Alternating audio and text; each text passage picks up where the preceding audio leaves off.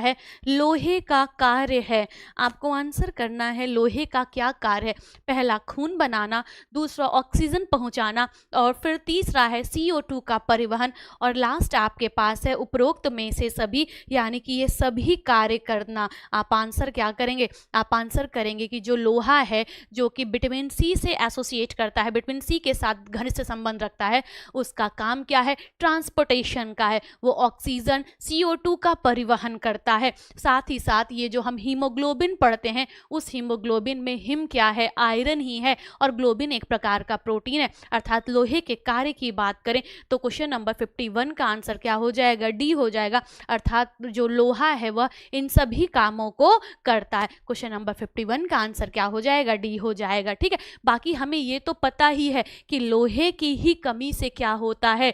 Spoon nail होता है। अर्थात आपका जो जिसे क्या कहा जाता है? जिसे चम्मचाकृति नाखून, या फिर जिसे किस नाम से जाना जाता है? काइलोनीचिया के नाम से जाना जाता है, वह भी होता है। ठीक है, तो क्वेश्चन नंबर 51 का आंसर क्या हो गया? डी हो गया। आगे चलिए नेक्स्ट क्वेश्चन, क्वेश्चन नंबर 52 की बात करते हैं।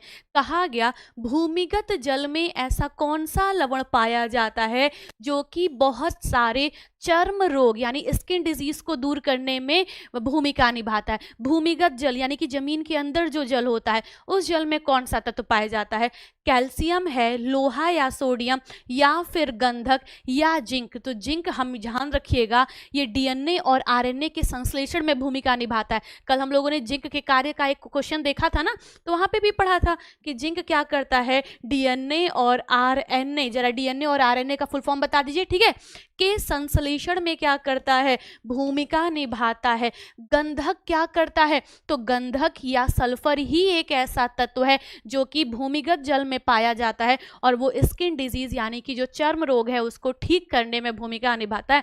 क्वेश्चन नंबर 52 का आंसर क्या हो जाएगा? आपका हो जाएगा सी। अच्छा, अगर हम गंधक की बात करें तो याद करिए हम लोगों ने एक स्टेटमेंट पढ़ा था क्या, कि जो हमारा प्रोटीन है, जब ये प्रोटीन का जल अपघटन होगा, हाइड्रोलोसिस प्रोसेस होगा, टूटने को हाइड्रोलोसिस कहा जाता है। ठीक है, और हिंदी में जल अपघटन कहता है। जब उसका जल अपघटन होगा तो ये प्रोटीन किस में टूटेगा?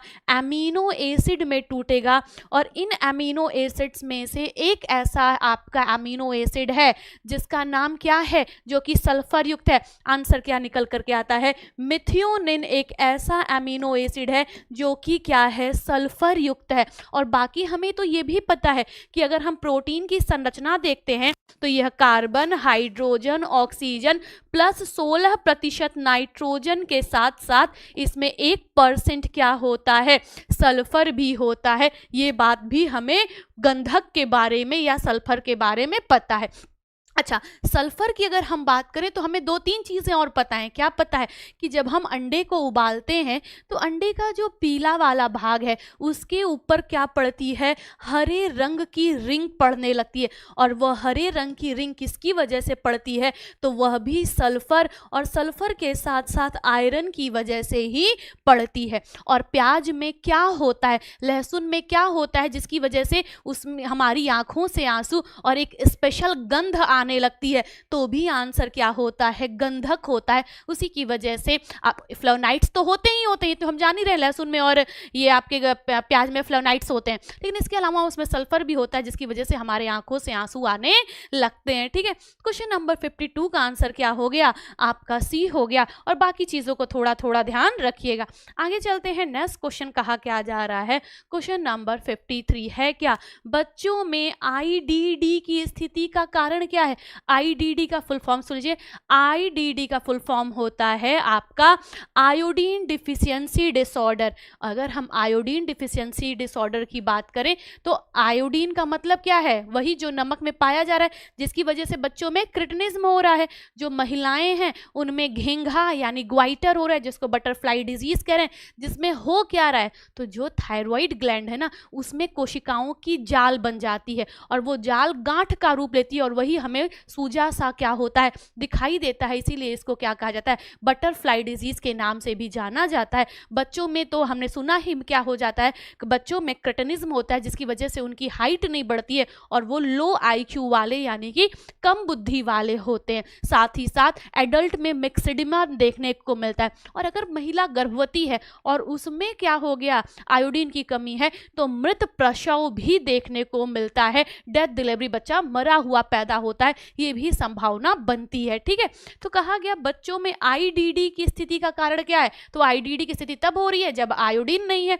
आंसर क्या हो जाएगा, आंसर आपका हो जाएगा क्वेश्चन नंबर 53 का ए आंसर हो जाएगा, अर्थात यहाँ पे ए हो गया। ठीक है, आगे बढ़ते हैं। नेक्स्ट क्वेश्चन कहा गया कौन सा फल लौह तत्व का उत्तम स्रोत है। अच्छा, हम लोग को एक चीज बहुत अच्छे से पता है ना कि जितनी भी एक क्वेश्चन आपसे पूछा गया है, एक तो वो याद होगा कि जब हम मीट को, गोश्त यानी कि यही जो आपका मीट आता है, ठीक है, कोई भी मीट हो गया, बीफ हो गया या कुछ भी कोई भी हो गया, बीफ मतलब गाय का मांस हो गया है ना, पोर्क यानी सुअर का मांस है ना, तो कोई भी मीट अगर है, जब हम उसको गर्म करते हैं तो गर्म करने पर या उबालते हैं तो क्या होता है, उसका कलर चेंज हो जाता है। याद करिए, हम लोगों ने क्वेश्चन देखा था, dark red to light red या रेड टू पिंक या रेड टू ब्राउन, है ना, हीमोग्लोबिन पे असर पड़ता है। तो हम लोगों ने आंसर किया था क्या कि जब हम मीट को उबालते हैं या उसको कुक करते हैं तो उसके कलर में क्या परिवर्तन होता है, जो कि हीमोग्लोबिन के प्रभाव की वजह से हो रहा है, क्योंकि हीमोग्लोबिन हीट के संपर्क में जाकर के इफेक्टेड होता है। तो हमने आंसर किया था रेड टू ब्राउन हो जाता है, लाल रंग का मीट होता है और वो कैसा हो जाता है, लाल से भूरे रंग का हो जाता है, याद होगा। ठीक वैसे ही यहाँ पर ब्राउन कलर की जब बात होगी ना, ब्राउन कलर है ही बहुत इंपॉर्टेंट, वो बार बार आपके पास आएगा। कब कब आएगा, पहले तो यही सुनिए।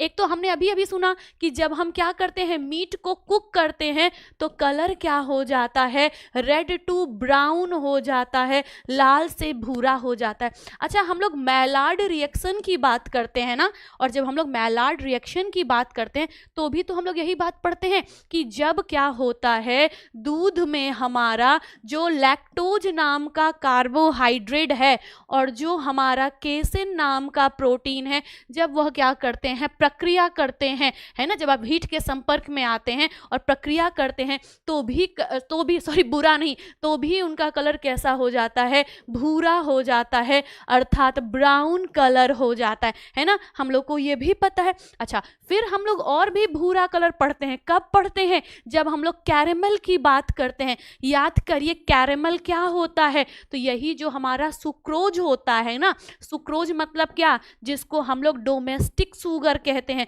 जिसको हम घरेलू शर्करा कहते हैं, जिसको इनवर्ट शुगर कहा जाता है, जिसको गन्ने की शर्करा कहा जाता है। जब इस शर्करा को हम गर्म करते हैं तो गर्म करने के बाद ये भी क्या हो जाता है, ब्राउन कलर का हो जाता है और उसे ही क्या कहा जाता है, कैरेमल के नाम से जाना जाता है।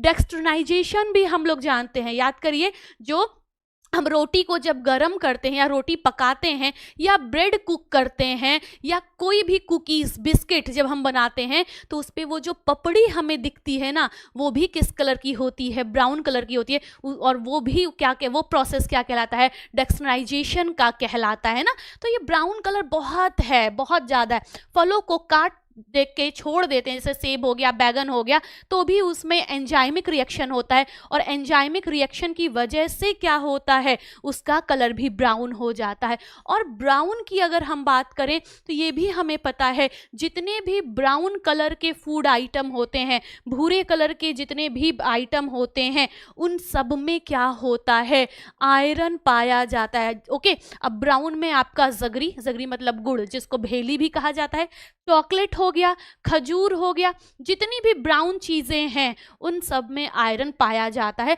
अर्थात ये ब्राउन वर्ड ही बहुत बढ़िया है, आपका कुकिंग के दौरान रेड टू ब्राउन हो रहा है, मैलार्ड में ब्राउन हो रहा है, कैरेमल में ब्राउन हो रहा है, फलों को काट के छोड़ दे रहे हैं, उसमें एंजाइमेटिक रिएक्शन हो रहा है तो भी उसका कलर ब्राउन हो रहा है। ब्राउन कलर सभी प्रकार के जो खाद्य पदार्थ है जो कि ब्राउन कलर के हैं, उसमें किसकी मात्रा अच्छी पाई जाती है, आपका आयरन की अच्छी खासी मात्रा पाई जाती है। वहीं कैल्शियम की बात करते हैं तो रागी क्या है, कैल्शियम का रिचर स्रोत माना जाता है। लेकिन जब हम लोहे की बात करते हैं तो लोहे का रिचर स्रोत क्या है, आपके पास खजूर है, केला है, तो केला पोटेशियम का रिचर सोर्स होता है। ठीक है, किसका, पोटेशियम का रिचर स्रोत होता है।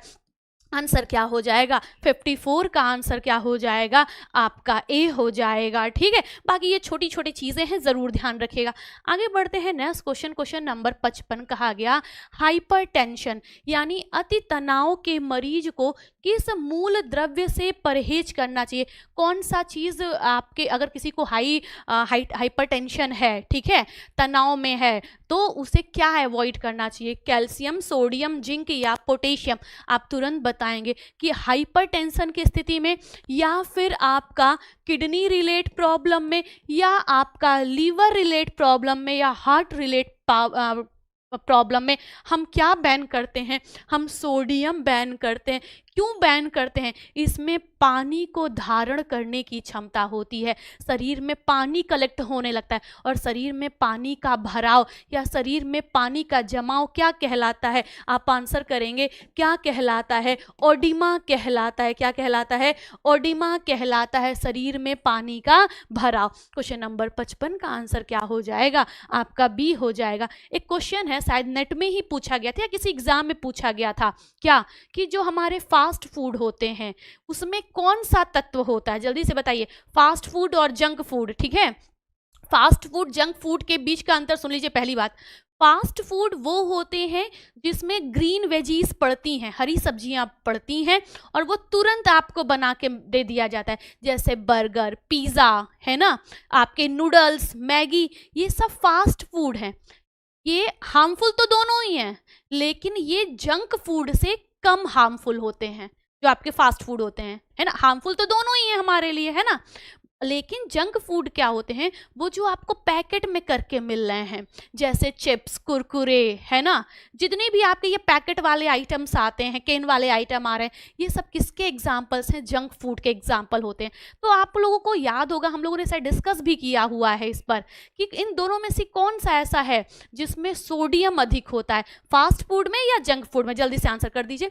बाकी क्वेश्चन नंबर 55 का आंसर क्या हो गया, हमारा बी हो गया। आगे चलते हैं, नेक्स्ट क्वेश्चन क्या कहा जा रहा है, क्वेश्चन नंबर 56 है क्या कि अस्त्र मृदुलता खनिज की हीनता से होता है।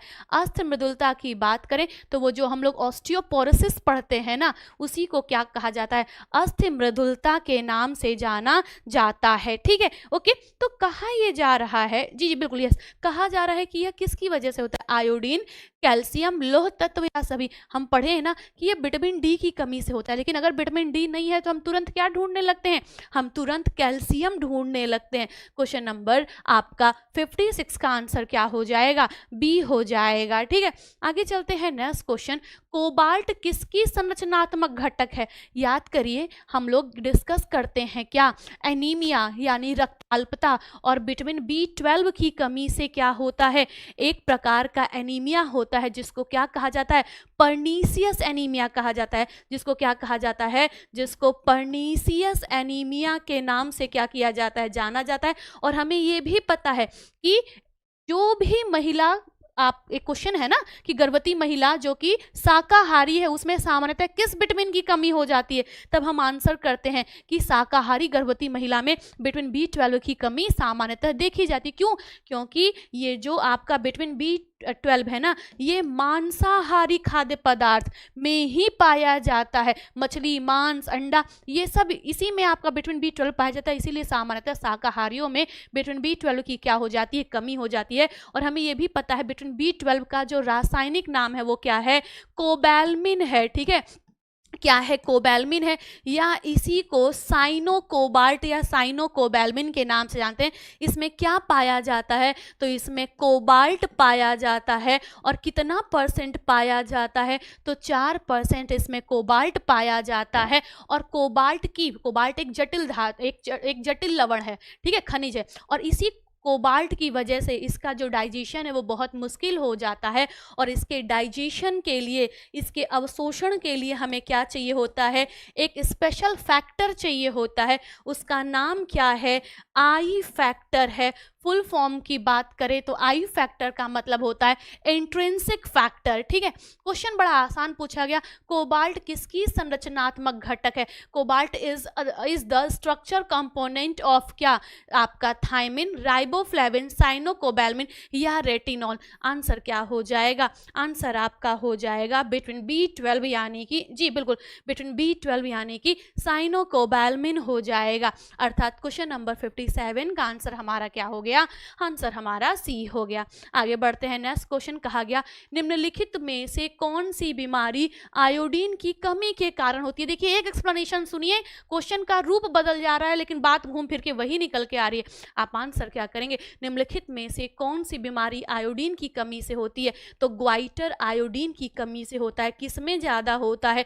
महिलाओं में ज्यादा होता है। प्लेग्रा बिटवीन B3 की कमी से होता है, इसीलिए इसको प्लेग्रा प्रिवेंटिंग फैक्टर भी कहा जाता है। स्कर्वी स्कॉर्बिक एसिड यानी बिटवीन C की कमी से होता है। बेरी बिटवीन B1 की कमी से होता है। बिटवीन B1 किसके लिए जरूरी है? तो यह कार्बोहाइड्रेट के सही चयापचय के लिए जरूरी है। क्या करता है? तो ये जो कार्बोहाइड्रेट का रूप है ना, जो आपका सबसे सरल रूप है ग्लूकोज, उस ग्लूकोज को जहां तक पहुंचना चाहिए, और ग्लूकोज कहां पर पहुंच के ऊर्जा देगा? कोशिकाओं तक पहुंच करके ऊर्जा देगा ना। तो ये जो आपका बिटवीन B1 है ना, जिसका जो बिटवीन B1 है, थायमिन है, यह कार्बोहाइड्रेट के चयापचय में महत्वपूर्ण भूमिका निभाता है। और साथ ही साथ, ठीक है, ओके, हाँ जी, साथ ही साथ, बिल्कुल, यस बिल्कुल, साथ ही साथ यह ग्लूकोज के रूप में जब कार्बोहाइड्रेट टूटता है तो उस ग्लूकोज को कोशिकाओं तक पहुंचाने में क्या करता है? यह मदद करता है, ठीक है। क्वेश्चन नंबर 58 का आंसर क्या हो गया? ए हो गया। आगे चलते हैं, नेक्स्ट क्वेश्चन, क्वेश्चन नंबर आपका 59। कहा क्या जा रहा है? कहा जा रहा है बौद्धिक विकारता किसकी कमी का लक्षण है? आपको आंसर करना है। आप आंसर क्या करेंगे? जी बिल्कुल बिल्कुल, यस, हाँ यस, आप आंसर क्या करेंगे? बौद्धिक विकारता किसकी कमी का लक्षण है? कब बुद्धि में नकारात्मक असर देखने को मिलता है? आपके पास आप ऑप्शन क्या है? कैल्शियम है, आयोडीन है, लौह तत्व है और जिंक है। क्वेश्चन नंबर 59 आंसर आपको करना है। आप आंसर क्या कर देंगे कि ये जो बौद्धिक विकारता है वह किसकी कमी से देखने को मिलता है? वह आयोडीन की कमी से देखने को मिलता है। अच्छा, बौद्धिक विकार की बात कर रहे हैं और एक वर्ड हम लोग सुनते हैं, जड़ बुद्धिता। आप मुझे बताएंगे जड़ बुद्धिता किसकी कमी से होता है? ठीक है, जड़, ये ध है, ठीक है, जड़ बुद्धिता किसकी वजह से होता है? आपका गुणसूत्रीय विकार है। गुणसूत्रों की संख्या में जब हेर फेर हो जाता है ना, जैसे हम इतना पढ़ते हैं ना कि गुणसूत्रों की संख्या कितनी होती है? 46 होती है ना, सिंगल सिंगल। और अगर हम पेयर की बात करें या जोड़े की बात करें तो कितनी होती है? आपकी कितनी होती है? 23 जोड़े होती है। और भी अगर हम इसको बांटें तो आपका जो 22 जोड़ा होता है, 22 जोड़ा मतलब क्या? 44। ये कैसे होते हैं? ये ऑटोसोम होते हैं, जिसको दैहिक कहा जाता है, दैहिक गुणसूत्र कहा जाता है। जबकि एक पेयर यानी एक जोड़ा, और एक जोड़ा का मतलब संख्या में 2, ये क्या होते हैं? सेक्स क्रोमोसोम्स होते हैं, लिंग गुणसूत्र होते हैं। और इन्हीं को मिला के ये 22 ऑटोसोम और एक सेक्स, ये दोनों मिला करके कितने हो जाते हैं? 23 जोड़े हो जाते हैं। या सेपरेट बात करें 46। जब इन्हीं की संख्या में क्या हो जाता है? दिक्कत आ जाती है, या ये 46 से 47 हो जाएं या 45 हो जाए, इनकी संख्या घट बढ़ जाए, असमानता आ जाए, तो उसी को क्या कहा जाता है? गुणसूत्रीय विकार कहा जाता है। तो ऐसा कौन सा गुणसूत्रीय विकार है जिसकी वजह से जड़ बुद्धिता या मैंगोलिज्म देखने को मिलता है? आपके पास ऑप्शन क्या है? ट्राइसोमी, ठीक है, ट्राइसोमी 18 या ट्राइसोमी 21 या ट्राइसोमी 15 या फिर आपका जैकब सिंड्रोम, ठीक है, जिसको अपराधी सिंड्रोम कहा जाता है। बताइए, क्रिमिनल सिंड्रोम जैकब को कहा जाता है। आंसर आपको करना है। आप आंसर क्या कर देंगे? आप आंसर करेंगे, जी बिल्कुल, आप आंसर क्या करेंगे? आप आंसर करेंगे कि ये जो जड़ बुद्धिता है यह 21वें नंबर के गुणसूत्र में एक गुणसूत्र की संख्या क्या हो जाती है? बढ़ जाती है। तो इसे क्या कहा जाता है? इसे जड़ बुद्धिता या मैंगोलिज्म के नाम से क्या किया जाता है? जाना जाता है। इसका संबंध किससे है? ट्राइसोमी से। इसका ट्राइसोमी 21 21 से है, यानी कि जो 21वें नंबर का गुणसूत्र होगा ना, उसमें एक गुणसूत्र और अतिरिक्त आकर के जुड़ जाएगा। तो जब एक अतिरिक्त हो जाएगा तो ये जो 46 है वो क्या हो जाएगा, +1, +1 का मतलब क्या हो जाएगा, 47 हो जाएगा। और ऐसी स्थिति में बच्चा क्या हो जाता है, बच्चे का जो मानसिक विकास है, शारीरिक विकास है, दोनों क्या हो जाता है, बाधित हो जाता है। और उसी को क्या कहा जाता है, जड़ बुद्धिता के नाम से भी जाना जाता है। ठीक है, क्वेश्चन पूछा जाता है ऑटोसोम्स की संख्या कितनी होती है, आप बताते हैं 22 जोड़े। पूछा जाता है गुणसूत्र की संख्या कितनी होती है, आप आंसर करते हैं टोटल गुणसूत्र की संख्या 46 होती है। पेयर में पूछा जाए 23 होती है। सेक्स क्रोमोसोम्स कितने होते हैं, आप आंसर करते हैं 1 जोड़ा, या संख्या में पूछा जाए तो 2। पूछा जाता है ट्राइसोमी 18, ट्राइसोमी 21, 15, जैकब, है ना, ये सब क्या है, तो ये सब आपके गुणसूत्रीय विकार होते हैं। गुणसूत्रीय विकार कब होते हैं, यही जब संख्या में क्या हो जाता है, असमानता आ जाती है। ठीक है, तभी गुणसूत्रीय विकार बच्चे में पनपते हैं, और ये गर्भ में ही हो जाता है। ठीक है, ये विकार गर्भ से ही होते हैं, गर्भ के बाहर नहीं होते, सब जन्मजात विकार होते हैं। ठीक, इसके साथ ही साथ जी हाँ, इसके साथ ही साथ हमें ये भी पता है कि ये जो जैकब सिंड्रोम है, इसको क्या कहा जाता है, तो ये भी गुणसूत्रीय विकार है, और ये सेक्स गुणसूत्र जो होता है उसका विकार है।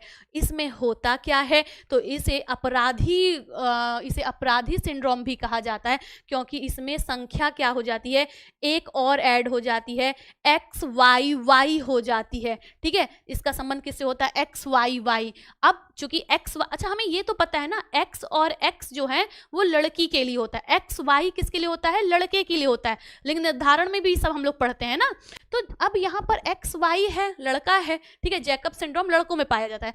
अब XY लड़के के लिए है, लेकिन एक अतिरिक्त Y जुड़ गया है, तो सिंपल सी बात है, Y लड़कों के लिए होता है। अब 2 चीजें उसमें आ गई हैं, अर्थात वो जो आदमी होगा, वो जो लड़का होगा, वो अत्यधिक लंबा होगा। ठीक है, आक्रोशी होगा, क्रोधी होगा। ठीक है, और मनबड़ प्रवृत्ति का होगा, कामुकता बहुत होगी। इसीलिए तो जैकब सिंड्रोम को क्या कहा जाता है, क्रिमिनल सिंड्रोम कहा जाता है, अपराधी सिंड्रोम कहा जाता है। ठीक है, चले, खैर क्वेश्चन की हम बात कर रहे थे, 59 आंसर हमारा हो गया था, क्या बी हो गया था। ये कुछ चीजें ध्यान में रखिएगा। आगे बढ़ते हैं, क्वेश्चन नंबर 60। कहा क्या जा रहा है कि निम्नलिखित में से कौन सा खनिज रक्त के थक्के जमने में सहकारक के रूप में कार्य करता है, बताइए जी। हाँ, यस, आज से शुरू हो जाएगी प्रियंका जी, यस।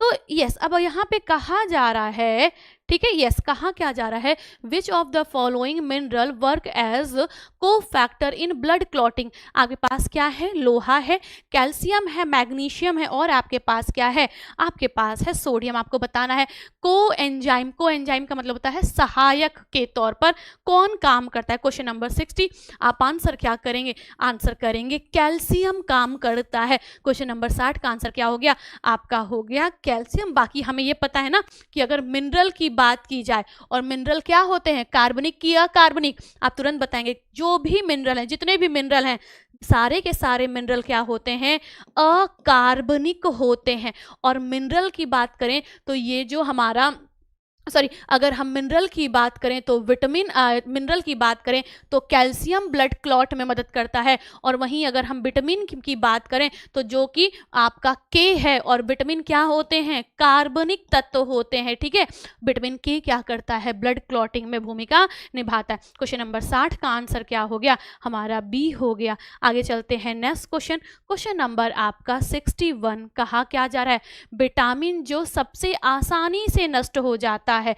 आपके पास विटामिन सी है, थायमिन है, विटामिन ई है, और विटामिन के है। क्वेश्चन नंबर 61 का आंसर करना है। ध्यान रखिएगा, जो विटामिन आपका बी है, हालांकि विटामिन बी सी दोनों ही बहुत सुकुवार होते हैं। ठीक है, ओके, दोनों ही बहुत सुकुवार हैं, दोनों ही जल में घुलनशील हैं, दोनों ही हीट के संपर्क में, है ना, दाब के संपर्क में आकर के कुक करने पे सब क्या होते हैं, नष्ट होते हैं। लेकिन चूंकि आपको एक चुनना है तो आंसर क्या हो जाएगा, थायमिन हो जाएगा, है ना। क्वेश्चन नंबर आपका 61 का आंसर क्या हो गया, बी हो गया।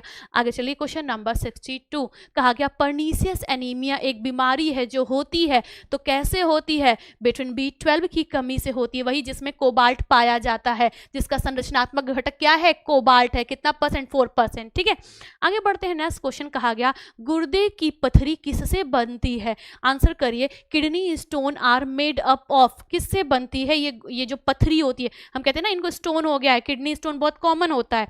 आपको बताना है यह किससे होती है। आपके पास क्या है? कैल्शियम कार्बोनेट है, कैल्शियम कार्बोनेट के साथ कैल्शियम ऑक्जेलेट है, और आपके पास सोडियम कार्बोनेट है और कैल्शियम बाइकार्बोनेट है। आप आंसर जानते हैं क्या? किडनी स्टोन कैसे बनता है? किडनी क्या, कहीं पे भी स्टोन है, अगर स्टोन है शरीर के अंदर तो वो क्या है? तो यह कैल्शियम ऑक्जेलेट है। क्वेश्चन नंबर 63 का आंसर क्या हो जाएगा? आपका बी हो जाएगा। आगे बढ़ते हैं, क्वेश्चन नंबर 64 कहा गया निम्न भोज्य पदार्थों में जिसमें रेटिनॉल, रेटिनॉल मतलब क्या? विटामिन ए है ना, तो वह भोज्य पदार्थ जिसमें रेटिनॉल की अधिक मात्रा पाई जाती है, कार्ड लीवर ऑयल, मक्खन, सार्क लीवर ऑयल या माता का दूध। आंसर क्या आएगा कि ये जो सार्क लीवर ऑयल है इसमें क्या होता है? इसमें जो रेटिनॉल है उसकी मात्रा अच्छी खासी पाई जाती है। 64 का आंसर क्या हो जाएगा? सी हो जाएगा। आगे बढ़ते हैं, next question, question number 65 pellagra नामक रोग किसकी कमी से होता है? रोज हम लोग पढ़ रहे हैं प्लेग्रा, प्रिवेंटिव विटामिन किसको कहते हैं? राइबोफ्लेविन। तो इसकी वजह से क्या होता है? एंगुलर स्टेमेटाइटिस होता है, चिलोसिस होता है। इसकी कमी को राइबोफ्लेविनोसिस के नाम से जाना जाता है। जबकि ये जो नियासिन है ये विटामिन B3 है और इसी की कमी से क्या होता है? प्लेग्रा होता है। फॉलिक एसिड विटामिन B9 है और इसकी कमी से क्या होता है? न्यूरल ट्यूब डिफेक्ट होता है, और न्यूरल ट्यूब डिफेक्ट में भी क्या होता है? स्पाइना बाइफिडा देखने को मिलता है। कैल्शियम की कमी से क्या होता है? टिटैनी देखने को मिलता है। साथ ही साथ विटामिन डी का जो अवशोषण है वो क्या हो जाता है? प्रभावित होता है। हड्डियां भी क्या हो जाती हैं? प्रभावित होती हैं। हड्डियों के साथ साथ दांतों का विकास भी रुक जाता है, और साथ ही साथ ये जो हमारा खून का जमने का प्रोसेस है, ब्लड क्लॉटिंग प्रोसेस है, वो भी क्या हो जाता है? प्रभावित हो जाता है। ठीक है, क्वेश्चन नंबर 65 का आंसर क्या हो गया? बी हो गया। आगे बढ़िए, क्वेश्चन नंबर 66 कहा गया पैराबॉइल राइस, पैराबॉइल मतलब जिसको उसना चावल कहा जाता है। ठीक है, तो कहा गया पैराबॉइल राइस में अच्छी मात्रा में पाया जाता है पहला निकोटिन, दूसरा नियासिन, तीसरा आपके पास है थायमिन या कैल्शियम पाया जाता है। आपको आंसर करना है जी, आपको आंसर करना है। क्वेश्चन कहा क्या जा रहा है? क्वेश्चन नंबर 66 कि ये जो पैराबॉइल राइस है इसमें किसकी मात्रा अच्छी पाई जाती है? आंसर क्या निकल करके आएगा? थायमिन की अच्छी मात्रा पाई जाती है। क्वेश्चन नंबर 66 का आंसर क्या हो गया? हमारा सी हो गया। आगे बढ़ते हैं, क्वेश्चन नंबर 67 कहा गया फॉलिक एसिड की कमी से होने वाला एनीमिया है। जैसे विटामिन B12 की कमी से पर्नीशियस एनीमिया होता है ना, उसी तरीके से ये जो फॉलिक एसिड है जिसकी कमी से NTD, न्यूरल ट्यूब डिफेक्ट, और उसमें भी स्पाइना बाइफिडा सबसे कॉमन वाला जो है वो होता है, तो उसी से एनीमिया भी होता है। आपको क्वेश्चन नंबर 67 में आंसर करना है कि इसकी कमी से कौन सा एनीमिया होता है? आपका मैग्लोब्लास्टिक या माइक्रो एनीमिया, माइक्रोसाइटिक एनीमिया, या इनमें से कोई नहीं। आप आंसर क्या करेंगे? मैग्लोब्लास्टिक एनीमिया होता है। ठीक है, ओके। क्वेश्चन नंबर आपका क्वेश्चन नंबर 67 का आंसर क्या हो जाएगा? हमारा ए हो जाएगा। बहुत बढ़िया, वेरी गुड। आगे बढ़ते हैं, नेक्स्ट क्वेश्चन, क्वेश्चन नंबर 68 कहा गया शरीर में निम्न कार्यों को बनाए रखने के लिए एस्कॉर्बिक एसिड अनिवार्य है। एस्कॉर्बिक एसिड यानी कि विटामिन सी है ना, और एक क्वेश्चन तो हमें याद है, हम लोग पढ़ चुके हैं, ऐसा कौन सा विटामिन है जो कि विटामिन भी है और एसिड भी है? याद करिए, हम आंसर क्या करते हैं? Ascorbic acid. एस्कॉर्बिक एसिड ही है, एसिड है ही है, अम्ल है ही है, और विटामिन भी है। अच्छा, विटामिन डी के लिए हम पढ़ते हैं ऐसा कौन सा आपका विटामिन है जो कि एक हार्मोन की भूमिका भी निभाता है? तो भी हम आंसर करते हैं कि विटामिन डी क्या करता है? विटामिन तो है ही है और वो हार्मोन की भूमिका भी निभाता है। और अगर ये पूछ लिया जाए ऐसा कौन सा विटामिन है जो कि एक एसिड की भूमिका निभाता है, तो ये जो विटामिन सी है ये क्या करता है? यह एसिड की भूमिका निभाता है। अच्छा, जरा एक चीज़ बताइए, एसिड की ये जो आपका विटामिन सी है इसकी कमी किस खाद्य पदार्थ में देखने को मिलती है? ठीक है, किस खाद्य पदार्थ में विटामिन सी की कमी देखने को मिलती है? और अच्छी बात यह है कि वो जो खाद्य पदार्थ है या वो जो पदार्थ है, ठीक है, ओके, वो जो खाद्य पदार्थ है उसे संतुलित आहार या आदर्श आहार कहा जाता है। जल्दी से बता दिए, क्वेश्चन बहुत आसान है, सिर्फ थोड़ा सा घुमा दिए हैं। मैंने आपसे पूछा विटामिन सी कौन से खाद्य पदार्थ में नहीं होता और उस खाद्य पदार्थ को आदर्श या संतुलित आहार की श्रेणी में रखा जाता है? एक तो ये बता दीजिए। बाकी आते हैं, कहा जा रहा है कि शरीर में निम्न कार्यों के लिए विटामिन सी अनिवार्य है। बिल्कुल, बहुत बढ़िया, दूध में नहीं होता है और दूध को क्या कहा जाता है? संतुलित आहार कहा जाता है। बाकी ये तो हमें पता है ना कि अगर दूध को असंतुलित कह रहे हैं तो क्यों कह रहे हैं? पहला तो उसमें विटामिन सी नहीं है और दूसरा क्या नहीं है? उसमें आयरन नहीं है, लोहा नहीं है। ठीक है, आगे चलते हैं। देखिए, निम्न में शरीर में निम्न कार्यों को बनाए रखने के लिए एस्कॉर्बिक एसिड अनिवार्य है। पहला, कोलेजन गठन, दूसरा एंटीऑक्सीडेंट का कार्य। तो vitamin A, C, E antioxidant है ही है, तो सी की बात ही हो रही है। ठीक है, रिड्यूसिंग कारक का कार्य करता है। और फिर लास्ट में आपका है ये सभी। क्वेश्चन नंबर 68 का आंसर क्या हो जाएगा? आपका डी हो जाएगा। यानी ये सभी के सभी ऑप्शंस क्या हैं? सही है। ये कोलेजन को भी के गठन में महत्वपूर्ण भूमिका निभाएगा। एंटीऑक्सीडेंट ये है ही है। रिड्यूसिंग फैक्टर के तौर पे भी ये काम करता है। ये एंटीऑक्सीडेंट को क्या करता है? रिड्यूस करता है, कम करने का काम करता है। सॉरी, यह फ्री रेडिकल्स को डिस्ट्रॉय करने का काम करता है। फ्री रेडिकल क्या होते हैं? मुक्त मूलक क्या होते हैं? हमारे शरीर में बहुत सारी प्रक्रियाएं एक साथ हो रही होती हैं। पाचन तंत्र, श्वसन तंत्र, रक्त परिसंचरण तंत्र, उत्सर्जन तंत्र, बहुत सारे तंत्र काम करते हैं।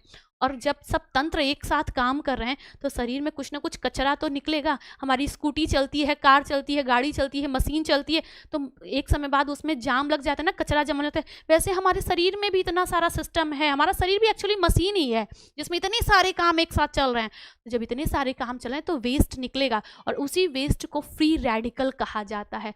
और वही फ्री रेडिकल को ख़त्म करने का ये जो आपका विटामिन ए, विटामिन सी और विटामिन ई है, ये जो फलों और सब्जियों में पाए जाते हैं, वो इन्हीं फ्री रेडिकल्स को ख़त्म करने का काम करते हैं। ये कार्बन के स्वतंत्र अणु होते हैं, मुक्त मूलक, इनका पेयर नहीं होता है और ये हमारे ब्लड में घूमते रहते हैं। यही फ्री रेडिकल ही हैं जो हमें बूढ़ा दिखाते हैं, हमारे फेस का ग्लो ख़त्म करते हैं, आँखों के नीचे डार्क सर्कल्स, हमारे फेस पे झाइयाँ, ये सब इन्हीं की वजह से होता है। और इसीलिए ये कहा जाता है हर व्यक्ति को कम से कम 3 से 4 या 4 से 5 प्रकार के फल और सब्जियों को, वो भी बदल बदल के, अलग अलग रंग के फल सब्जियों को अपने दैनिक आहार में क्या करना चाहिए? शामिल करना चाहिए। क्यों? क्योंकि अच्छा जरा ये बता दीजिए, इतना तो हमने कहानी सुन लिया, क्या ऐसा कौन सा आपका पोषक तत्व है जो हमारे शरीर में स्टोर नहीं होता?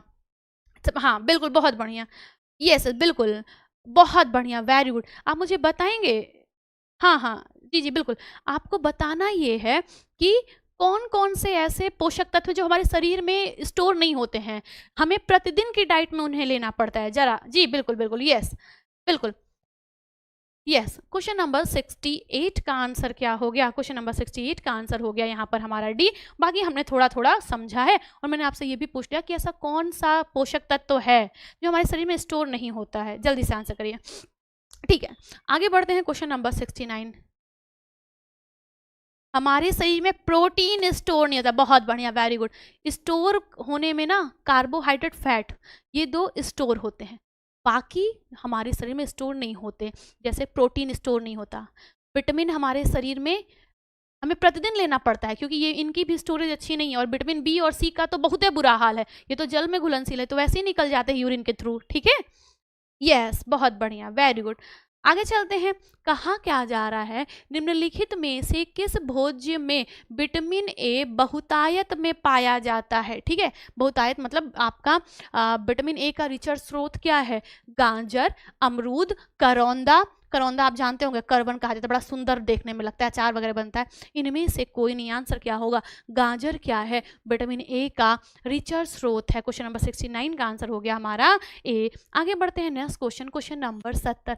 एंटी बेरी बेरी फैक्टर किसे कहा जाता है? विटामिन B1 को anti beri beri, vitamin B2 को एंटी चिलोसिस, विटामिन B3 को एंटी प्लेग्रा के नाम से जाना जाता है। इसे एंटी डर्मेटाइटिस कहा जाता है। क्वेश्चन नंबर 70, आंसर क्या हो जाएगा? Anti beri beri factor. Answer हमारा क्या हो गया? B1 हो गया। ठीक है, आगे बढ़ते हैं next question, question number 71। One. कहा गया विटामिन B3 को कहते हैं आपका राइबोफ्लेविन, पैराडॉक्सिन, पेंटेथोनिक एसिड या फिर नियासिन। आंसर क्या होगा? विटामिन B3 को क्या कहा जाता है? नियासिन के नाम से जाना जाता है। 71 का आंसर क्या हो गया? हमारा डी हो गया। आगे बढ़ते हैं, कहा क्या जा रहा है? Question number 72। अतिसार त्वचा शोथ और अवसाद के लक्षण हैं। पता है ये क्या है? अतिसार वही जिसको डायरिया कहा जाता है, त्वचा शोथ यानी कि डर्मेटाइटिस, अवसाद, डिप्रेशन, डिमेंशिया, है ना। तो ये तो हमारा 3DS ही है और हम लोग तो कल भी पढ़ रहे हैं और वैसे भी हम लोग रोज पढ़ते हैं। 3DS 4DS किसकी कमी से होता है? विटामिन B3 की कमी से होता है ना। ओके, किसकी कमी से होता है? विटामिन B3 की कमी से होता है। अब देखिए इसमें ऑप्शन में क्या है? चर्मग्राह है, क्वेसियोरकर है, जिह्वाशोथ है, जिह्वाशोथ मतलब जिंजिवाइटिस, ठीक है, और आपके पास क्या है? मेरेस्मस है। क्वेश्चन नंबर 72 का आंसर करना है। आप आंसर क्या करेंगे? अतिसार, त्वचा शोथ, अवसाद, यह किससे संबंधित है? ये आपका 3DS है और यह संबंधित किससे है? विटामिन B3 से संबंधित है। और हमें पता है मेरेस्मस और क्वेसियोरकर ये तो प्रोटीन एनर्जी माल न्यूट्रिशन है। क्वेसियोरकर में सिर्फ प्रोटीन की कमी होती है, जबकि मेरेस्मस में कार्बोहाइड्रेट और उसके साथ साथ प्रोटीन दोनों की ही कमी हो जाती है, ठीक है।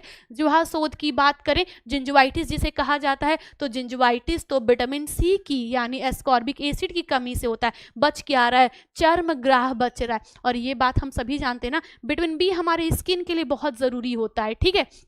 क्वेश्चन नंबर 72 का आंसर क्या हो जाएगा? ए हो जाएगा। आगे बढ़ते हैं नेक्स्ट क्वेश्चन। कहा क्या जी? क्वेश्चन नंबर 72 का आंसर क्या हो गया? हमारा ए हो गया। आगे बढ़ते हैं नेक्स्ट क्वेश्चन। क्वेश्चन नंबर 73 कहा गया किस अवस्था में विटामिन ए की आवश्यकता न्यूनतम होती है? बताइए, कहा क्या जा रहा है? किस अवस्था में विटामिन ए की आवश्यकता न्यूनतम यानी सबसे कम होती है? पहला पूर्व विद्यालय अवस्था, किशोरावस्था, बाल्यावस्था या फिर वृद्धावस्था। क्वेश्चन नंबर आपका 73 है, आपको आंसर करना है, ठीक है। ओके, किस अवस्था में विटामिन ए की आवश्यकता न्यूनतम होती है? आंसर क्या हो जाएगा? पूर्व बाल्यावस्था में होती है। हालांकि ये क्वेश्चन कभी भी सही क्वेश्चन में नहीं रखा जाता है, तो ये PYQ ही, लेकिन ये क्वेश्चन सही में नहीं रखा जाता। क्यों नहीं रखा जाता? क्योंकि हर एक अवस्था में विटामिन की और मिनरल्स की, कार्बोहाइड्रेट की, प्रोटीन की भूमिका होती है। ऐसा ये नहीं कहा जा सकता कि आवश्यकता न्यूनतम कब होती है, ठीक है। ये वाली चीज़ थोड़ी सी क्या हो जाती है? गलत हो जाती है। इसको ये क्वेश्चन ही फॉल्स में एक्चुअली चला जाना चाहिए। ये सही क्वेश्चन है नहीं, लेकिन चूंकि आपके यहाँ है तो अब है। आगे चलते हैं नेक्स्ट क्वेश्चन नंबर 74। कहा गया निम्नलिखित में से किस पाक विधि द्वारा विटामिन ए कैरोटीन की अधिक मात्रा नष्ट हो जाती है? कौन सा कुकिंग मेथड हम चूज कर लें तो हमारा ये जो विटामिन ए कैरोटीन है वो नष्ट हो जाएगा? दाब द्वारा या ब्लांचिंग द्वारा, तलने की विधि या फिर आपका इनमें से कोई नहीं? आप आंसर क्या कर देंगे? आप आंसर करेंगे कि कुकिंग में ना सबसे गड़बड़ मेथड ही है फ्राइंग। फ्राइंग मतलब ऑयल, तलने वाला, उसी में सबसे ज़्यादा पोषक तत्व तो हमारे क्या होते हैं? नष्ट होते हैं। आप दाब के द्वारा पकाएं, है ना। ब्लांचिंग है, ब्लांचिंग तो क्योर करने की विधि है, सुरक्षित करने की, है ना, ताकि खराब ना हो, इसकी विधि है। आंसर क्या हो जाएगा? तलने की विधि। बाकी कुकिंग का सबसे बढ़िया तरीका क्या होता है जिसमें सबसे कम पोषक तत्व नष्ट होते हैं? तो आप तुरंत बताएंगे स्टीमिंग। स्टीमिंग का मतलब क्या होता है? भाप के द्वारा पकाना। भाप के द्वारा जब आप किसी चीज़ को पकाते हैं तो वो उसमें जो न्यूट्रिएंट हो, आपके खाद्य पदार्थ के न्यूट्रिएंट होते हैं वो सबसे कम डिस्ट्रॉय होते हैं, ठीक है। क्वेश्चन नंबर 74 का आंसर क्या हो जाएगा? आपका सी हो जाएगा। आगे चलिए क्वेश्चन नंबर 75। पर्नीशियस रक्ताल्पता होता है किसकी कमी से होता है? विटामिन B12 की कमी से होता है। आगे चलते हैं क्वेश्चन नंबर 76 का आ गया उस विटामिन की पहचान करें जो प्रकाश एवं क्षार के द्वारा नष्ट हो जाती हैं। आप बताइए प्रकाश और क्षार के द्वारा नष्ट होने वाला विटामिन कौन सा है? विटामिन D, विटामिन B12 या विटामिन E या विटामिन K? आप आंसर करेंगे। सबसे सुकुमार विटामिन हमारा B और C है और वही क्या होगा? प्रकाश, क्षार, इन सब से क्या होगा? सबसे जल्दी नष्ट हो जाएगा। बाकी खाने वाला सोडा भी डाल दीजिए तो भी, आप चावल को पॉलिश कर दीजिए तो भी, है ना, आपका ये विटामिन बी हमेशा ही खत्म होगा।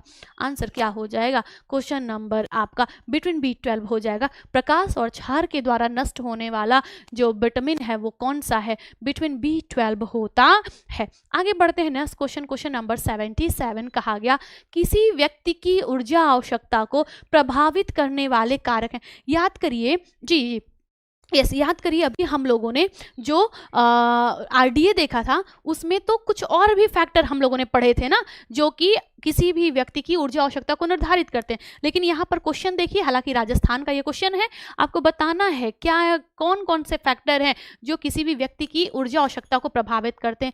पहला है उसका लिंग, दूसरा उसका कार्य यानी कि शारीरिक गतिविधि, दूसरा है उसका आयु, तीसरा वजन बढ़ना और चौथा आहार संबंधी उसकी आदतें। तो अगर ऊर्जा आवश्यकता की बात करें तो एनर्जी रिक्वायरमेंट या ऊर्जा आवश्यकता कैसे प्रभावित होती है? उसके जेंडर के हिसाब से, लड़की है या लड़का है, तभी तो हम लोग देखते हैं ना, गर्ल का, बॉय का, सबका अलग अलग देखते हैं, ठीक है। और हम ये भी देखते हैं कम क्रियाशील है, मध्यम क्रियाशील है, अधिक क्रियाशील, ये भी है। एज भी देखते हैं ना कि भाई लैक्टेटिंग वुमेन है, 30+ है, या 16 to 18 ईयर्स का बॉय है, या 18 to 20 ईयर्स की गर्ल है, इन्फेंट है, क्या है ना, एज भी देखते हैं। तो अगर हम 3 सबसे प्रमुख कारक की बात करें तो लिंग, उसका काम और उसकी एज, ये 3 क्या करती हैं? प्रभावित करती हैं। पहला, दूसरा और तीसरा क्या हो जाएगा? इसका राइट आंसर हो जाएगा, यानी 77 का क्या हो गया? हमारा सी वाला ऑप्शन हो गया। आगे चलिए क्वेश्चन नंबर 78 कहा गया iron, folic acid vitamin B12 की कमी से होता है। आयरन की कमी से भी एनीमिया होगा, फॉलिक एसिड की कमी से भी होगा, और आपका जो साइनोकोबैल्मिन है यानी विटामिन B12 है, इसकी कमी से भी क्या होगा? एनीमिया ही होगा। बेरी बेरी तो vitamin B1, scurvy vitamin C, pellagra vitamin B3, answer क्या हो जाएगा? एनीमिया हो जाएगा। 73 का आंसर क्या हो गया? सॉरी, क्वेश्चन नंबर 78 का आंसर क्या हो गया? हमारे पास आ गया डी यानी कि एनीमिया, ठीक है। आगे बढ़ते हैं नेक्स्ट क्वेश्चन, क्वेश्चन नंबर 79 कहा गया रतौंधी निम्नलिखित पोषक तत्व की कमी से होता है। आंसर क्या आएगा? विटामिन ए की कमी से रतौंधी, विटामिन सी की कमी से स्कर्वी जिंजुवाइटिस, घाव का देर से भरना होगा, विटामिन डी की कमी से रिकेट्स, ऑस्टियोमलेशिया, ऑस्टियोपोरोसिस, ऑस्टियोपोर्निया, बोल एक रिकेटी रोजरी देखने को मिलेगा। विटामिन बी के कई प्रकार हैं, और कभी अगर आपसे ये पूछ लिया गया ना विटामिन बी के परिवार में तो कितने प्रमुख विटामिन बी के सदस्य हैं, तो 8 सदस्य ऐसे हैं जो विटामिन बी के परिवार में सबसे महत्वपूर्ण हैं। Vitamin B1, vitamin B2, vitamin B3, vitamin B5, 6, 7, 9, 11, ठीक है। ओके, ध्यान से सुनिए, हैं तो विटामिन बी के परिवार में बहुत सारे, विटामिन बी का परिवार तो इतना बड़ा है, बहुत बड़ा है ना, लेकिन जो सबसे प्रमुख हैं वो कौन से हैं? वो 8 हैं।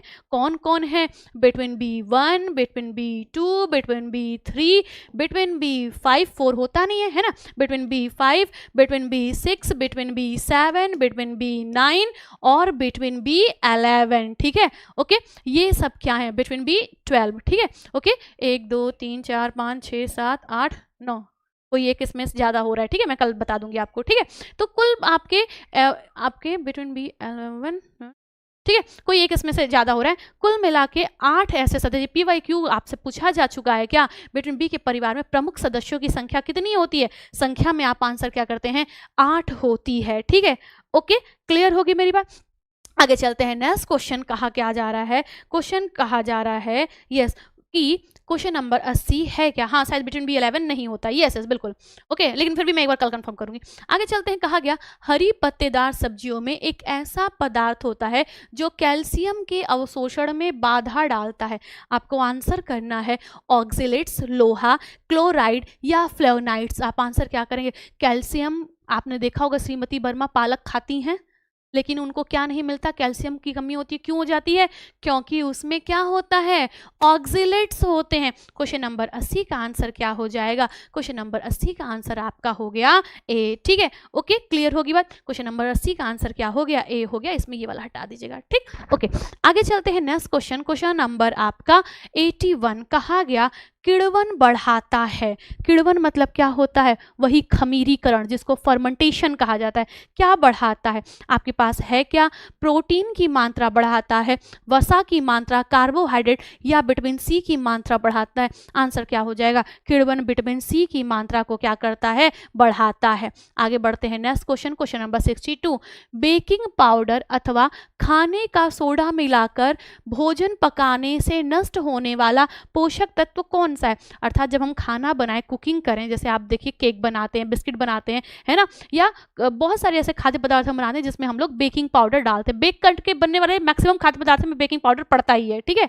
तो कहा यह जा रहा है, यस, कहा यह जा रहा है कि बेकिंग पाउडर अथवा खाने का सोडा मिलाकर भोजन पकाने से नष्ट होने वाला जो पोषक तत्व है वो कौन सा है? विटामिन बी, फिर कार्बोज, विटामिन B3 या फिर खनिज लवण? आंसर क्या हो जाएगा? विटामिन बी क्या होता है? नष्ट होता है जब हम खाने में क्या करते हैं? बेकिंग सोडा मिलाते हैं। आंसर क्या हो गया? आपका ए हो गया। आगे बढ़ते हैं क्वेश्चन नंबर 83।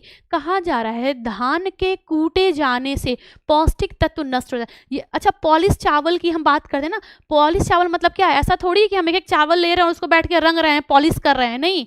चावल की ही बाहरी लेयर ज्यादा साफ कर दीजिए, ठीक है, तो वही क्या कहलाएगा? पॉलिश्ड राइस कहलाता है। और जो भी आपका अनाज है, जब उसकी बाहरी लेयर आप हटाते चले जाते हैं तो उसमें से विटामिन B1, विटामिन B3 अपने आप नष्ट हो जाएगा। और जो चावल है आपका, धान से चावल बनता है ना, तो जब आप धान को साफ करते हैं, यानी चावल के रूप में लाते हैं, और साफ करते करते उसकी जो बाहरी परत है चावल की, जब आप उसको हटा देते हैं तो आपने ऑटोमेटिकली क्या कर दिया? विटामिन B1 और विटामिन B3 का नाश कर दिया। मतलब वो नष्ट हो गया, क्योंकि वो बाहरी परत में ही पाया जाता है। तो कहा गया धान के कूटे जाने से पौष्टिक तत्व नष्ट होता है, आपका प्रोटीन और फैट या थायमिन। थायमिन का मतलब आपका हो गया विटामिन B1, निकोटेनिक एसिड का मतलब B3 होता है, कैल्शियम फॉस्फेट या विटामिन ए। आंसर क्या हो जाएगा? 83 का आंसर हमारे पास क्या हो गया? बी हो गया, ठीक है। आगे बढ़ते हैं क्वेश्चन नंबर 85। कहा गया पाइका है। क्या होता है पाइका? पहला, भ्रूण अल्कोहल सिंड्रोम यानी कि फिटल अल्कोहल सिंड्रोम, कम या बिना पोषक मूल्य वाले पदार्थों की असामान्य लालसा, भूख न लगना या भ्रूण को ऑक्सीजन की कमी। आप क्या बताएंगे पाइका क्या है? ये एक ईटिंग डिसऑर्डर है, खाने संबंधी विकार है, जिसमें क्या होता है? जिसमें गर्भवती महिला या पूर्व विद्यालयी बच्चा, जनरली इन दोनों में पाइका देखने को मिलता है, ठीक है, ओके, या ऐसी अवस्था जिसमें डिमांड बढ़ती है, मांग बढ़ती है पोषक तत्वों की, उस समय ये पाइका विकसित होता है लोगों में, ठीक है।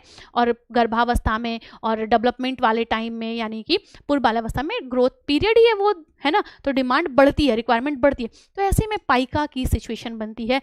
ये एक ऐसी खाने संबंधी विकार है जिसमें व्यक्ति क्या करता है, जो महिला है, गर्भवती महिला, वो बिना पोषक तत्वों वाली चीजें क्या करती है? खाती है। नॉन न्यूट्रिएंट आइटम जैसे कि मिट्टी, जैसे चौक, जैसे कच्चा चावल, है ना, माचिस को जला के माचिस की राख, कागज को जला के कागज की राख, आइस क्यूब, है ना, आइस क्यूब मतलब ये बर्फ खा रहे हैं, ठीक है, सिगरेट की राख खाई जा रही है। ऐसी जो नॉन न्यूट्रिटिव चीजें हैं वो क्या की करते हैं? जो बच्चा है या जो गर्भवती महिला है वो क्या करती है? खाती है। इसी को क्या कहा जाता है?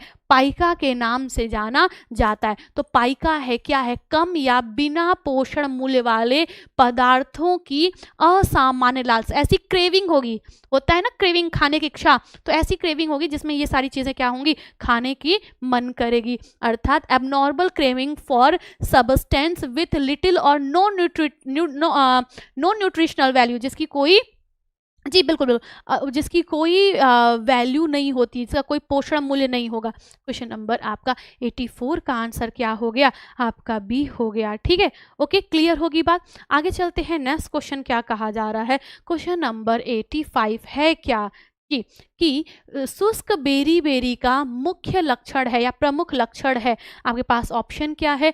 टांगों में कमजोरी, नाड़ी तंत्र में विकार, आंखों में जलन या रक्ताल्पता। आपको आंसर करना है, जी जी बिल्कुल, यस।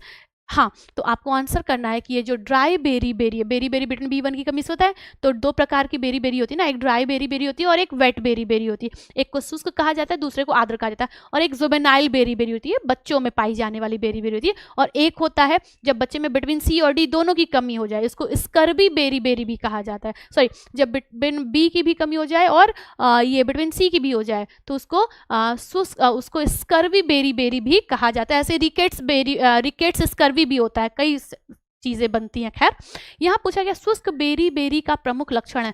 पहला, टांगों में कमजोरी, नाड़ी तंत्र में विकार, आंखों में जलन या फिर रक्ताल्पता। क्वेश्चन नंबर 85 का आंसर करना है। आंसर क्या हो जाएगा? नाड़ी तंत्र में विकार होता है। क्वेश्चन नंबर 85 का आंसर क्या हो जाएगा?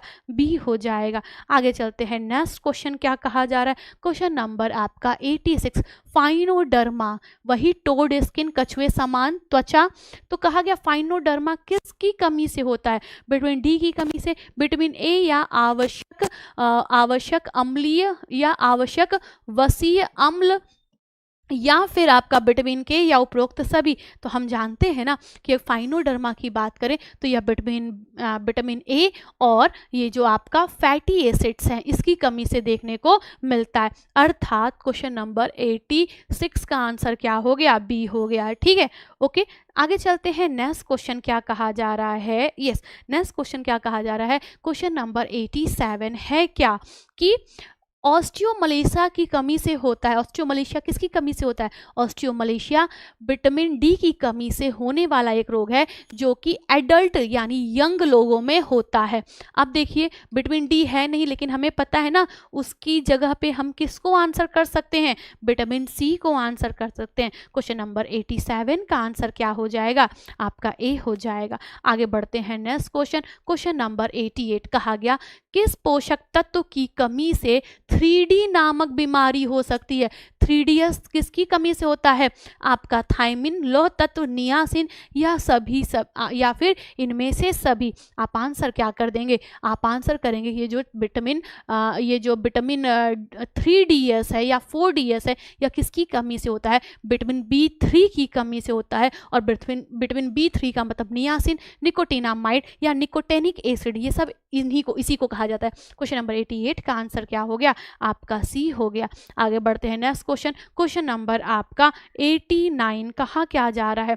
कहा यह जा रहा है कि नींबू में प्रचुर मात्रा में पाया जाता है। नींबू में क्या पाया जाता है? जी बिल्कुल, नींबू में क्या पाया जाता है? आपके पास ऑप्शन में क्या है? आपके पास ऑप्शन में है vitamin C, vitamin D, vitamin B या के। आप आंसर क्या कर देंगे? विटामिन सी, या खट्टे सभी खाद्य पदार्थ में विटामिन सी अच्छी मात्रा में पाया जाता है। और विटामिन बी का अच्छा स्रोत क्या है? खमीर। ठीक है, ईस्ट क्या होता है? विटामिन बी का रिचर स्रोत होता है। ठीक, क्वेश्चन नंबर 89 का आंसर क्या हो गया? आपका ए हो गया। आगे बढ़ते हैं, क्वेश्चन नंबर 90। आप थोड़ा सा इस क्वेश्चन को जूम करके देखिएगा। आपके पास एक तरफ लिस्ट 1 है और दूसरी तरफ लिस्ट 2 है। विटामिन मिनरल का ही क्वेश्चन है, वही जो अभी हम छोटा छोटा पढ़ रहे थे, अब उसी को बड़ा कर दिया गया है। क्रेटिनिज्म है, बाइटट स्पॉट है, बाइटट चित्ती मतलब होता है स्पॉट। ठीक है, फिर शरीर के वह अंग जो पर्यावरण की ओर उदासित हैं, उनका अतिवर्णकता हो जाना, चम्मच के आकार का नाखून। तो पहले तो चम्मच के आकार का नाखून ही सुन ले, क्योंकि हमें पता है ये आयरन की कमी से होता है। और इस स्थिति को क्या कहा जाता है? इसको क्या कहता है? काइलोनीचिया कहा जाता है। तो हम सबसे पहले जो एकदम हमें याद है हम उसको मिला लेते हैं, अर्थात डी का हमने लोहा या आयरन मिला लिया। क्रेटिनिज्म बच्चे में होता है, हम जानते हैं बच्चे की हाइट शॉर्ट रह जाएगी, यानी बच्चा बौना रह जाता है, मंद बुद्धि का हो जाता है ना। तो क्रेटिनिज्म क्या है? तो उसका संबंध आईडीडी से है। आईडीडी का मतलब हम जानते हैं ना, आयोडीन डिफिशियंसी डिसऑर्डर। ठीक है, फिर बाइटट स्पॉट, बाइटट स्पॉट मतलब आंखों का रोग है। और आपको याद है एलटी का एक क्वेश्चन, बाइटट स्पॉट में वो जो स्पॉट पड़ता है, वो जो चित्ती पड़ती है, वो किस आकार की पड़ती है? तिकोनी पड़ती है, त्रिभुजाकार है ना, ट्रायंगल शेप का स्पॉट आंख पे पड़ेगा। और वो किसकी कमी से होता है? तो बाइटट स्पॉट, फोटोफोबिया, ग्लूकोमिया, जीरोफ्लैथेमिया, रतौंधी, ये सब विटामिन ए की कमी से होता है। आप किस से मैच कर देंगे? विटामिन ए से मैच कर देंगे। अब बच एक ही रहा है क्या? कि शरीर के वह अंग, ठीक है, हम अब हमारे पास एक ही बच रहा है, शरीर के वह अंग जो पर्यावरण की ओर उदासित हैं और उनका अति वर्णकता हो जाना, यह किससे संबंधित हो जाएगा? नियासेन से संबंधित हो जाएगा। अब हमने पहले को तीसरे से मैच किया है, आप देखिए यहाँ पर हमें आंसर मिल जाएगा। दूसरे को हमने ए से मैच किया था, तीसरे को हम लोगों ने चौथे से मैच किया था और डी को हमने दूसरे से मैच किया था। क्वेश्चन नंबर 90 का आंसर क्या हो जाएगा? क्वेश्चन नंबर 90 का आंसर क्या हो गया? आपका बी हो गया। ठीक है, आगे चलते हैं। नेक्स्ट क्वेश्चन क्या कहा जा रहा है? क्वेश्चन नंबर 91 है क्या जी? कहा जा रहा है, यस बिल्कुल, हाँ, कि खाद्य पदार्थों को विटामिन ए की मात्रा के अनुसार अधिक से कम मात्रा में क्या करिए? लगाइए और कथन का चयन करना है। मतलब यस बिल्कुल, हाँ हाँ जी जी, यस तो कुल मिलाकर के आपका लीवर, दूध, टमाटर, मकई, मकई, लीवर या टमाटर, दूध, टमाटर, मकई या दूध, लीवर और टमाटर, बताइए 91 का आपको क्या करना है? आंसर करना है। विटामिन ए की मात्रा अधिक से कम की तरफ, ठीक है, अधिक से कम की तरफ लगाना है। आप आंसर क्या कर देंगे? आप आंसर करेंगे, भाई इतना तो हम जानते ही है ना कि जो लीवर है ये रिचर स्रोत है, दूध है, टमाटर है और फिर क्या हो जाएगा? मकई हो जाएगा।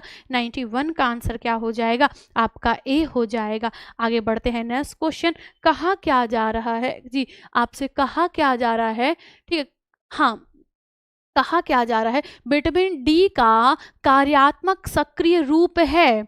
ये आपका कई बार पूछा गया प्रश्न है, मतलब एक दो बार नहीं, ये मल्टीपल टाइम पूछा गया प्रश्न है आपसे। क्वेश्चन क्या कहा जा रहा है? कहा गया विटामिन डी का कार्यात्मक सक्रिय रूप है, कौन सा है?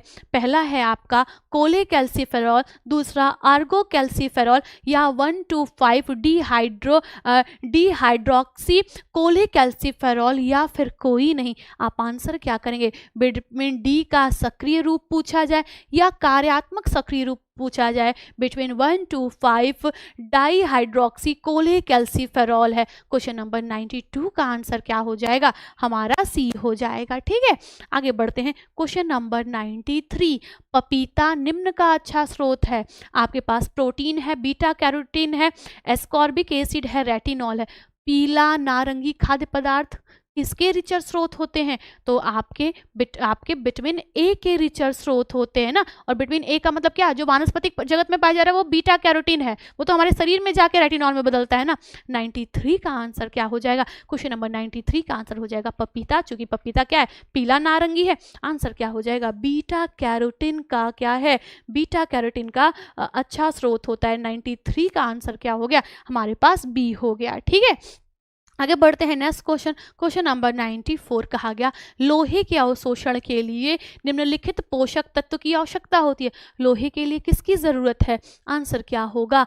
विटामिन सी की जरूरत है। वसा किसके लिए जरूरी है? तो वसा जितने भी फैट सोल्यूबल विटामिन है, ठीक है, वसा घुलित जो विटामिन है, यानी vitamin A, vitamin E, vitamin D और विटामिन के, इनके लिए फैट जरूरी होता है।